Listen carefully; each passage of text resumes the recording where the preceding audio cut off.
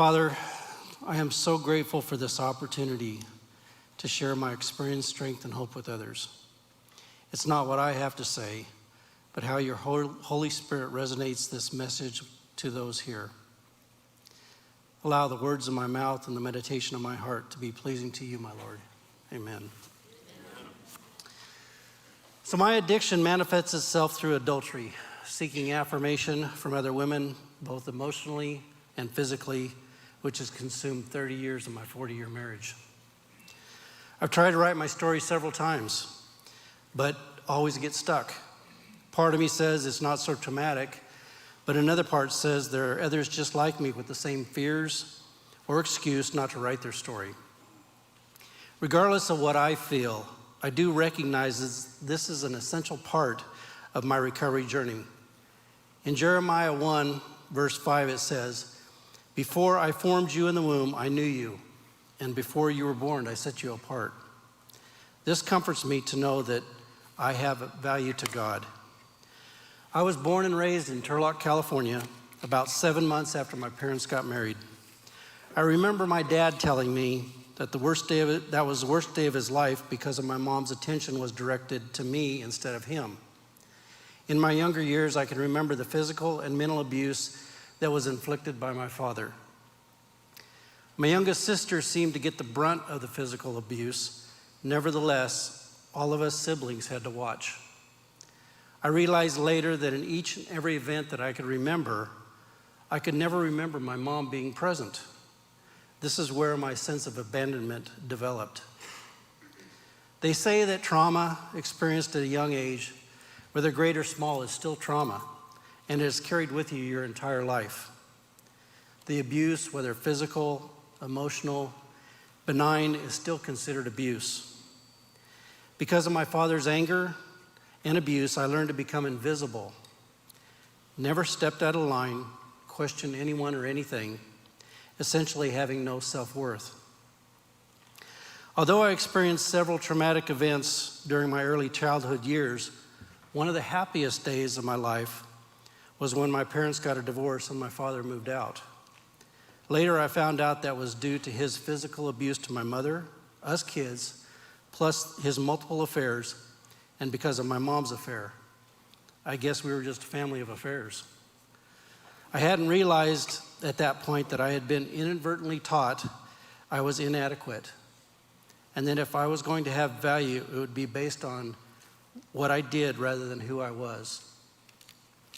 I can remember the first girl that exposed herself to me, kind of a show and tell incident when I was about 10. I can remember the first girl I had sex with in high school.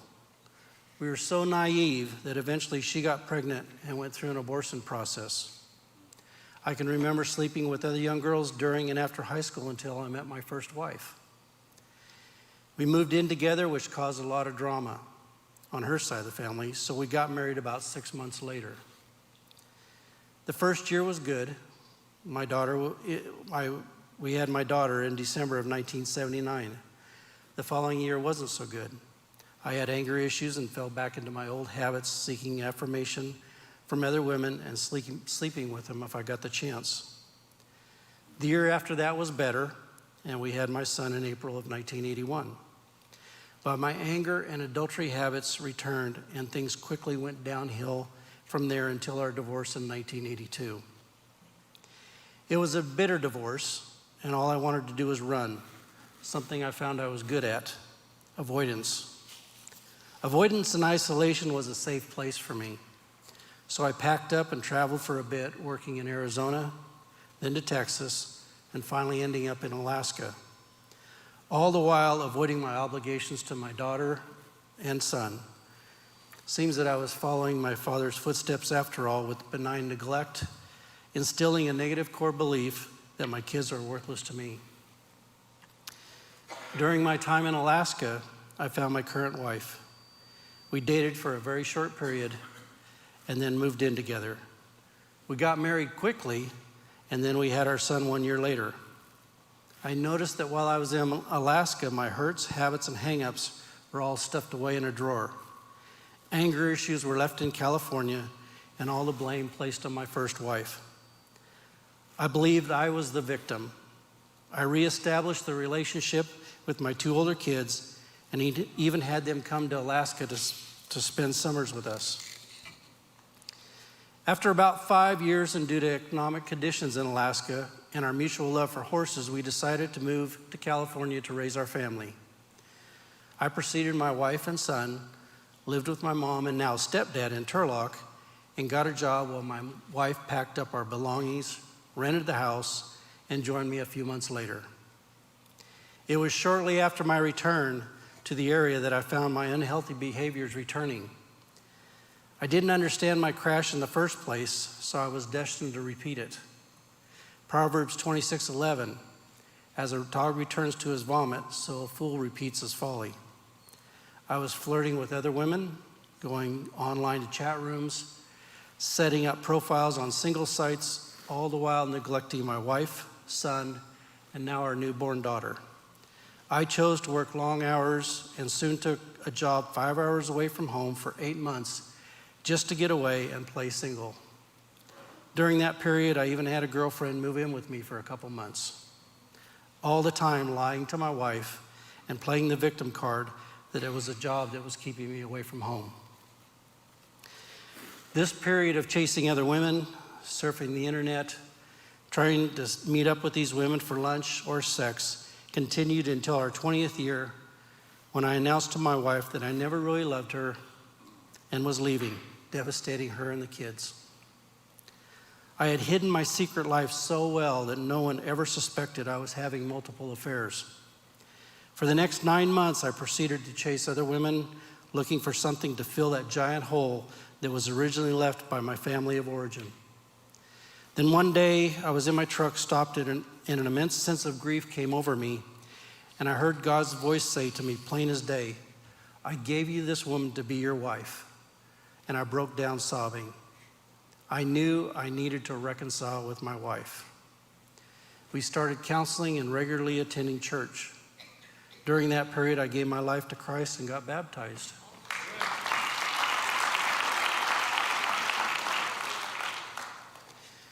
I gave up my old habits but failed to clean up the mess. About a year later, I finally confessed to my wife about the affairs. It broke her heart again and created a wall between us for about 6 years. I tried my hardest to stay loyal to my wife in a monogamous relationship, but the old habits returned. As I mentioned before, since I didn't understand my crash, I was destined to repeat it and repeat it. I reestablished some of the previous relationships and got all caught up in social media, checking out women's profiles, trying to get connected up, and going back to the insanity of the craziness. I had returned to the old life of maintaining the loving Christian husband to my family and friends, all the while chasing after other women. It was like the binge purge cycle. Get my fix, then go pray and ask for forgiveness. There were times that I was so depressed that I hated myself so much that I wished God would just take me out. Looking back, this reminds me of the parable that Jesus spoke of in Matthew 12:43 and 45, which says, Now when the unclean spirit comes out of a person, it passes through waterless places seeking rest and does not find it. Then it says, I will return to the house from which I came, and when it comes, it finds it unoccupied, swept, and put in order. Then it goes and brings along with it 7 other spirits, more wicked than itself, and they come and live there. And the last condition of that person becomes worse than the first. I was fighting for my soul against the raging urges to act out, wanting desperately to come out of the sexual addiction jungle. I would look at other faithful husbands with their wives and figured I just didn't have enough willpower. I was doomed for failure. Finally, in early 2019, God answered my prayers in another way. One day, my wife came to me with a 3-inch stack of papers containing all my written emails, text messages, social media messages to other women, and asked me to explain it. And I couldn't, so she asked me to leave. God finally got my attention, and I knew I had to do something different. In Isaiah 55:8, it says, For my thoughts are not your thoughts, nor are your ways my ways, declares the Lord. I got connected up with a men's group at Big Valley Grace, which led me to the Tuesday night Celebrate Recovery group.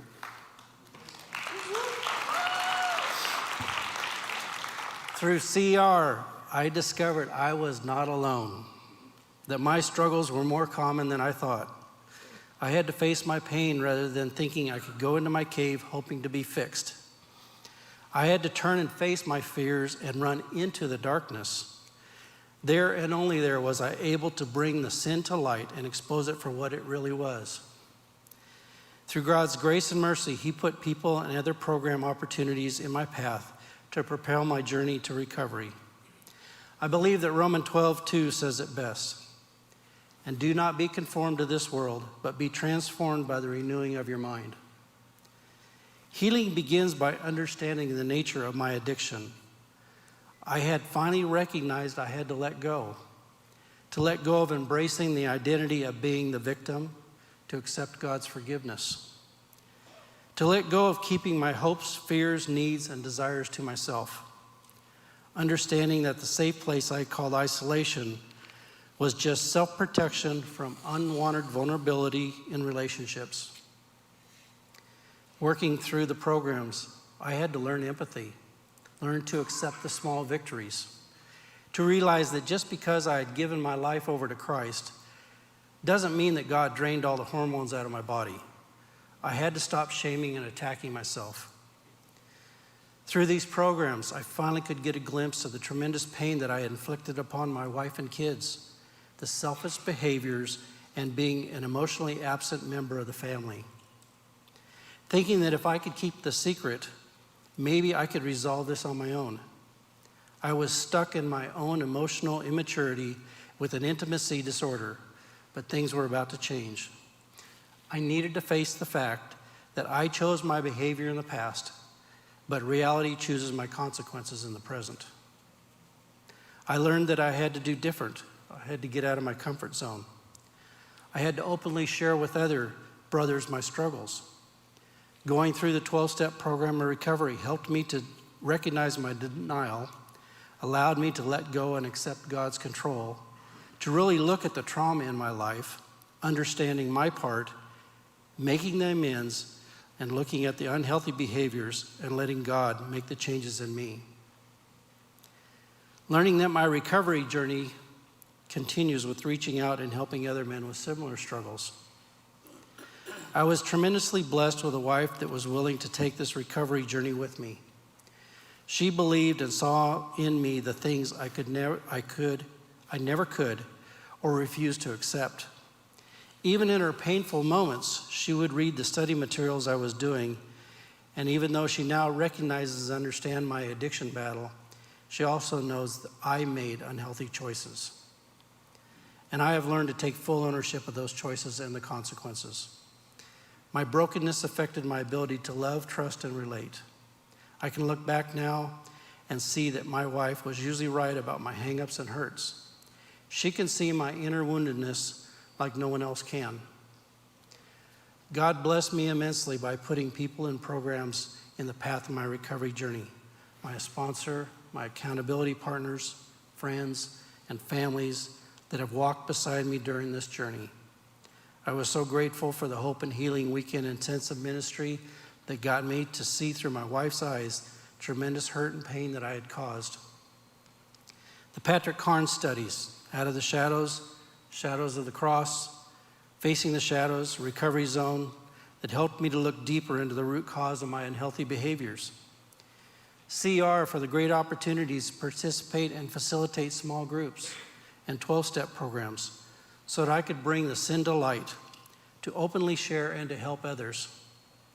The Pure Desire studies, Sexual Addiction 101, the Conquer series, and I'll soon be beginning 7 Pillars of Freedom, so that I can continue my recovery journey by digging deeper into the root causes, getting the freedom, and becoming a mentor to other men. I'm so grateful that God blessed these hurting, broken people with a gift to do all the painful research, studies, and then be able to share their stories and recovery journeys. This gives me great hope for what God has planned in my life. I think the two biggest breakthroughs in my recovery journey was having to step into my wife's shoes and look at all the hurt and pain I had caused her, and then to sit down and verbally express what that pain felt like. It was pretty unbearable. I broke down sobbing. The second was a timeline I had to prepare during the shadow studies. I had to list all the times I had acted out during my entire life and then openly share with the other men in the group. After that, I shared the entire timeline with my wife for a full disclosure. During the 12-step program, I realized that I needed to really look into the missing relationship with my dad and to admit my part, forgive, and try to make amends. In the past, any of the attempts, I always ended up the same, with him only talking about his life and never asking about my life, my family, work, grandkids, nothing. This again validated the sense of worthlessness in me. So I sat down and wrote him a letter apologizing for my past behaviors and forgiving him. He did reach out and acknowledge receipt and appreciated it. We talked for a bit on the phone, but again, it was all about what was going on in his life and never any questions about mine. I left the door open for him to call if he wanted, but it never happened. Last year he passed away, still never reaching out to me. I realized that door would never be opened again. My earthly father never knew me, never cared to know me or my family, and I've come to accept his shortcomings. The recovery process can be a lifelong journey. However, my addiction does not define me. I am a child of God who is dearly loved. Sobriety is not enough for me. For me, it's obtaining full recovery. My favorite principle is number 8, which says, yield myself to God to be used to bring the good news to others, both by my example and my words. I am also particularly fond of step 12, which says, having had a spiritual experience as a result of these steps, we tried to carry this message to others and to practice these principles in all our affairs. It's about sharing my experience, strength, and hope with others. Most importantly, it's about letting them know they are not alone. Like I said, for me, it's not about sobriety. I could white knuckle it for the next 20 years, claim that I am sober.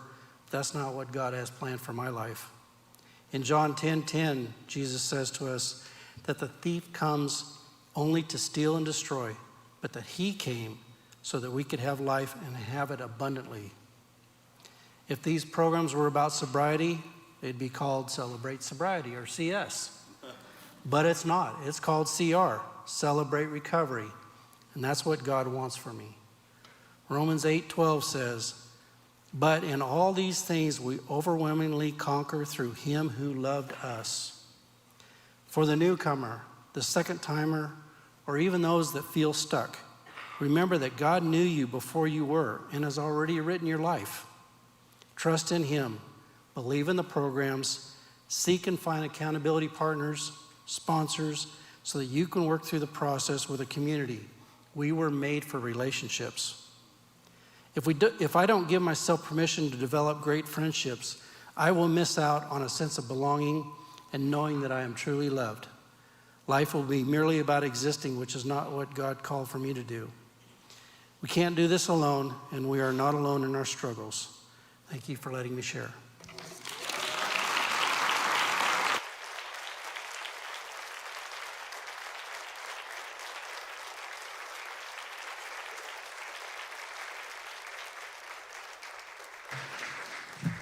Well, Bruce, thank you for sharing. I remember the moment of that timeline. That's my favorite exercise in that class, by the way, because it just is so encouraging to see people walk through that. You guys can be seated for a few seconds. I'm going to talk because we got a little bit of time, so I'm going to take advantage of that because I'm a pastor.